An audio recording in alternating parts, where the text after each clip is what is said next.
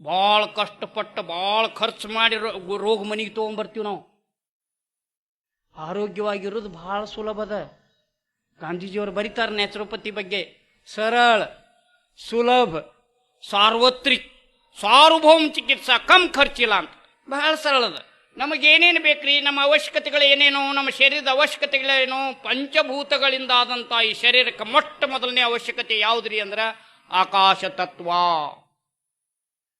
ಯಾರಿಗಾರಿ ಮಾನಸಿಕ ಆಗಿರ್ತೈತಿ ನೋಡ್ರಿ, ಧಾರವಾಡಕ್ಕೆ ಹೋಗ್ಬೇಡ್ರಿ, ಉಪವಾಸ ಮಾಡಿಸ್ರಿ, ವೈಜ್ಞಾನಿಕ ಉಪವಾಸ ಮಾಡಿಸ್ರಿ, ಆರಾಮಾಕೈತಿ. ಅದು ಹತ್ಕೊಂಡು ತಿಂದ್ರಿ ಅಂದ್ರೆ ಬ್ರೇನ ನಡೆಯಂಗಿಲ್ಲ.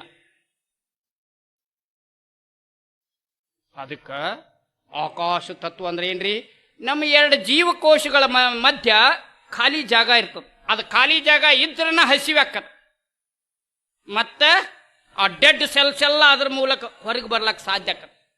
ಅದು ಇರಲಿಲ್ಲ, ಖಾಲಿ ಜಾಗ ಇರಲಿಲ್ಲ ಅಂದ್ರೆ ತಪ್ಪು ಆಹಾರ ವಿಹಾರ ಅನೇಕ ಇದರಿಂದ ಅದು ಇರಲಿಲ್ಲ ಅಂದ್ರೆ ಏನಾಕದ, ಅಲ್ಲಿ ಟಾಕ್ಸಿನ್ ಎಲ್ಲ ಸಂಗ್ರಹ ಆಗ್ಲತ್ತ. ಅವು ಡೆಡ್ ಸೆಲ್ಸ್ ಹೊರಗೆ ಹೋಗಂಗಿಲ್ಲ, ಇದನ್ನಾಗಂಗಿಲ್ಲ. ಅಲ್ಲಿ accumulation of foreign matter in the body is the disease. ಆಮೇಲೆ ಶರೀರ ಒದ್ದಾಡ್ಲ ಹತ್ತದ. ಈ 4 ರಸ್ತಾಲೆ ಏನು ಹೋಗ್ತಿರ್ತಾವಲ್ಲ, ಉಳಿತು ಹೊಲಸ ಸಂಗ್ರಹ ಆತು ಅಂದ್ರೆ 5ನೇ ರಸ್ತಾಲೆ ಹೊರಗೆ ಹಾಕ್ತಿರ್ತದ, ರೋಗ ಅಂತೀವಿ ಅದಕ್ಕೆ ನಾವು. ಕೆಮ್ಮ, ನೆಗಡಿ, ಜ್ವರ, ಡಿಸೆಂಟ್ರಿ, ಅಭೇದಿ ಇಂಥವೆಲ್ಲ ಕುರಾಗಿ ಇದನ್ನಾಗಿ ಗುಳ್ಳೆಯಾಗಿ ಏನಾರೇ ಒಟ್ಟು ಯಾವುದಾರೇ ರಸ್ತಾಲೆ ಹೊರಗೆ ಹಾಕ್ತಿರ್ತದೆ. ಅವಾಗ ಮತ್ತೆ ಔಷಧ ತಗೊಂಡಿವಿ ಅಂದ್ರೆ ಅದು ಕ್ರಾನಿಕ್ ಆಕತ್.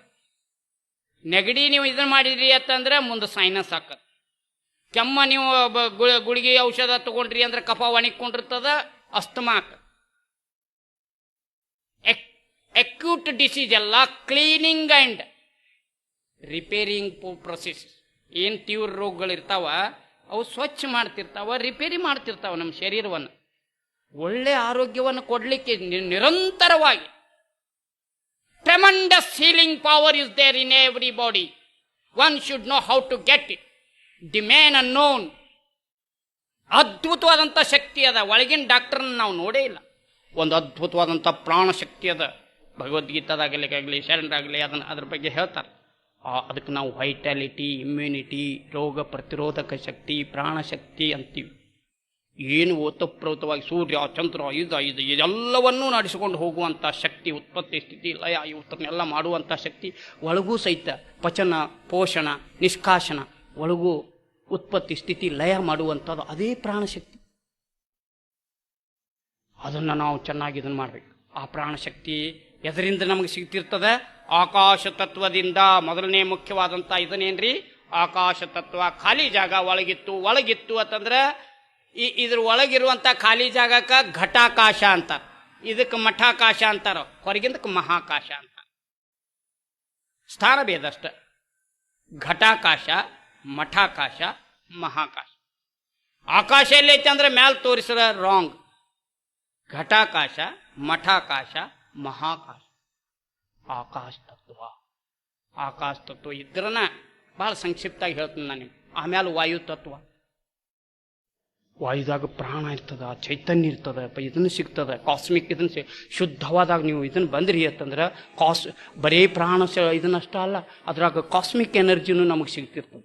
ನೀರ್ಗೆ ಇದನ್ನು ತಗೊಳ್ಳೋಣ, ಎಷ್ಟು ಆನಂದ ಅನಿಸ್ತದೆ. ಏಕ ಹವಾ ಸೌದವ. ಬೆಳಗಿನ 1 ತಾಸಿನ ಇದನ್ನು ನೀವು ಉಳಿದ 23 ತಾಸಿಗೆ ನಿಮ್ಗೆ ಎನರ್ಜಿ ಸ್ಟೋರೇಜ್. ಜೋ ಸೋಯಾ ಓ ಖೋಯಾ. ಬೆಳಗಿನ ಜಾವದಾಗ ದೌಡ ಹೇಳ್ಬೇಕು. 10 ಎದ್ದು ವಾಕಿಂಗ್ 2 ಕಿಲೋಮೀಟ್ರ್ ಹೋಗಿ 2 ಕಿಲೋಮೀಟ್ರ್ ಬಂದು ಬಿಟ್ರೆ, ಬ್ರಿಸ್ಟ್ ವಾಕ್, ಸ್ಲೋ ರನ್ ಯಾವುದಾರೆ ಇದನ್ನು ಮಾಡಿ ಬಂದು ಬಿಟ್ರೆ ಏಕ ಹವಾ ಸೌದವ.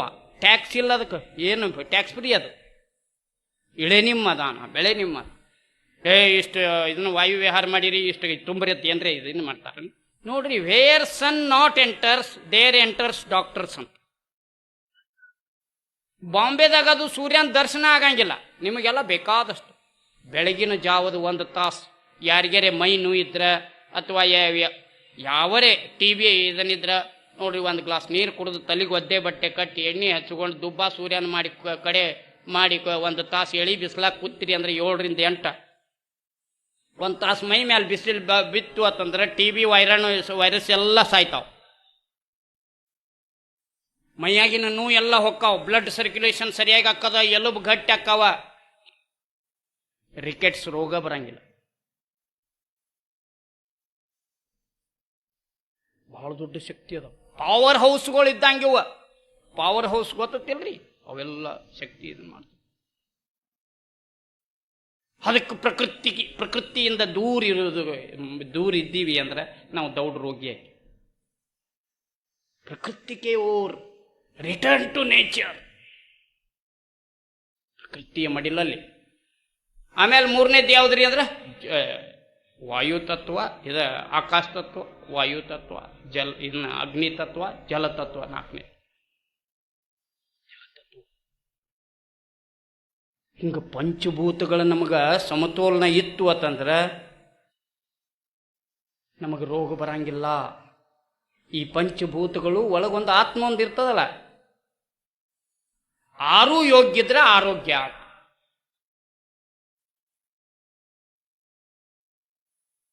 ಅದಕ್ಕೆ ನೋಡ್ರಿ, ಈಗೇನು ಕೂತಿರ್ಲ, ಹಿಂಗೆ ಕೂತಿದೀವಿ. ಹಿಂಗೆ ಕೂತ್ರಿ ಅಂದ್ರೆ ಮುಪ್ಪ ಬರಂಗಿಲ್ಲ. ಹಿಂಗೆ ಕೂತ್ರಿ ಅಂದ್ರೆ ಮುಪ್ಪ ಬರಂಗಿಲ್ಲ ನಿಮಗೆ. ಅದಕ್ಕೆ ನೋಡ್ರಿ ಇಂಥವೆಲ್ಲ ನೋಡ್ರಿ, ಇದಕ್ಕೆ ಕಾಫ್ ಮಸಲ್ ಅಂತಾರೆ. ಕಾಫ್ ಮಸಲ್ ಅಂತಾರೆ. ಇದೇನು ಇದನ್ನ ಇಲ್ಲಿದ ಚರ್ಮ ತೆಗೆದಿತ್ತು ಇದಕ್ಕೆ ಅದು ಹಚ್ತಿರ್ತಾರೆ, ಅಥವಾ ಈ ತೊಡೆಗಿಂದರೆ ತೆಗೆದು ಹಚ್ತಿರ್ತಾರೆ. ಎಲ್ಲರೇ ಆಕ್ಸಿಡೆಂಟ್ ಇದನ್ನ ಆದ್ರೆ ಸೆಕೆಂಡ್ ಹಾರ್ಟ್ ಅಂತಾರೆ. ಇವು ರೆಸ್ಟ್ ಅದು ಅಂದ್ರೆ ಹಿಂಗೆ ಕೂತ್ರಿ ಅಂತಂದ್ರೆ, ಇವು ರೆಸ್ಟ್ ಸಿಕ್ತು ಅಂತಂದ್ರೆ ಹಾರ್ಟ್ಗೆ ತೊಂದರೆ ಆಗಂಗಿಲ್ಲ. ಕೆಲವು ರೋಗದ ಕಾರಣಗಳನ್ನು ಹೇಳ್ತೀವಿ. ಒಂದನೇದ್ದು, ನಾವು ಪ್ರಕೃತಿಯಿಂದ ದೂರವಿದ್ದರೆ, ರಿಟರ್ನ್ ಟು ನೇಚರ್. ಆಮೇಲೆ ಪ್ರಕೃತಿ ನಿಯಮಗಳನ್ನು ಪಾಲಿಸದಿದ್ದರೆ, ಒಂದು ಬಯೋಲಾಜಿಕಲ್ ಕ್ಲಾಕ್ ಅಂತ ಇರ್ತದೆ.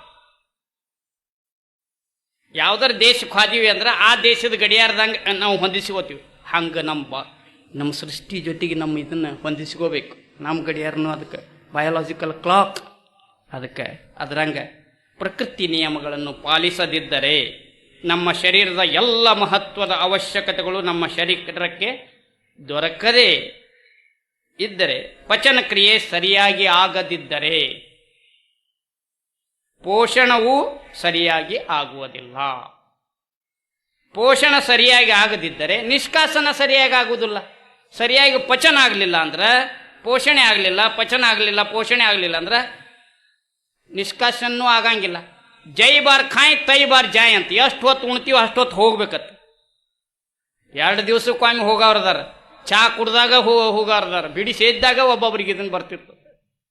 Constipation is the root cause for all the diseases. ಯಾವ್ದು ನೋಡಿದ ಕೂಡಲೇ ಗ್ರಹಣ ಅನ್ನಿಸ್ತಿರ್ತದ, ಅದು ಒಳಗೂ ಉಳಿತು ಅಂತಂದ್ರೆ. Every man carries 2 kg of foreign matter with his weight ಅಂತ. ಎಲ್ಲರೂ 2 ಕಿಲೋ ಸಂಡಾಸ್ ಹೊತ್ಕೊಂಡ ತಿರ್ಗಾಡ್ತೀವತ್ತು.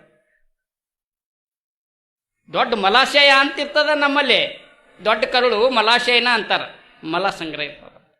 ಅದಕ್ಕೆ ನೋಡಿ, ಕ್ಲೀನ್ ಸ್ವಚ್ಛ ಆಗ. ಯಾವಾಗ ಹಾಕದ ನೀವು ಬಿಸ್ಕಿಟ ಬ್ರೆಡ್ ಇವು ಕೊಡ್ಲಿಲ್ಲ ಅಂದ್ರೆ ಮಕ್ಕಳಿಗೆ ಮೈದಾ ಬೇಸನ್ನು ಇಂಥವು ಉಪ್ಪ ಸಕ್ಕರೆ ಭಾಳ ಕಡಿಮೆ ಉಪಯೋಗ ಮಾಡಿ. ಕಿಡ್ನಿಗೆ ಮತ್ತು ಇದಕ್ಕೆ ಈ ಕ್ರಿಸ್ಟಲ್ ಸಾಲ್ಟ, ಕ್ರಿಸ್ಟಲ್ ಶುಗರ ನಮ್ಮ ದೇಹಕ್ಕೆ ಅವಶ್ಯಕತೆ ಇಲ್ಲ. ನೋಡ್ರಿ, ತರಕಾರಿಗಳನ್ನು ಹೋಡ್ರಿ ಅಂದ್ರೆ ಅದು ಕಪ್ಪಾಕದ, ಕಬ್ಬಿಣ ಐತೆ ಅದ್ರಾಗ. ಈ ಸಾಲ್ಟ್, ಈ ಮಿನರಲ್ಗಳು ನಮ್ಮ ಅವಶ್ಯಕತೆ. ಅವೆಲ್ಲ ಆರ್ಗ್ಯಾನಿಕ್ ಸಾಲ್ಟ್ಸ್ ಅಂತಾರ. ಅವು ಮಿನರಲ್ಸ್, ಆರ್ಗ್ಯಾನಿಕ್ ಮಿನರಲ್ಸ್. ಅವು ನೀರಿನಾಗ ಕರಗ್ತಾವ. ಇದು 1 ತೊಲಿ ಉಪ್ಪು ಹೊರಗೆ ತೆಗಿಬೇಕಾದ್ರೆ 5 ಲೀಟರ್ ನೀರು ಕುಡಿಬೇಕು. ಕಿಡ್ನಿ ಎಷ್ಟು ಕೆಲಸ ಮಾಡ್ಬೇಕು ಪಾಪ, ಅದು ದೌಡ್ ಭಾಳ ವೀಕ್ ಆಗತ್ತೆ.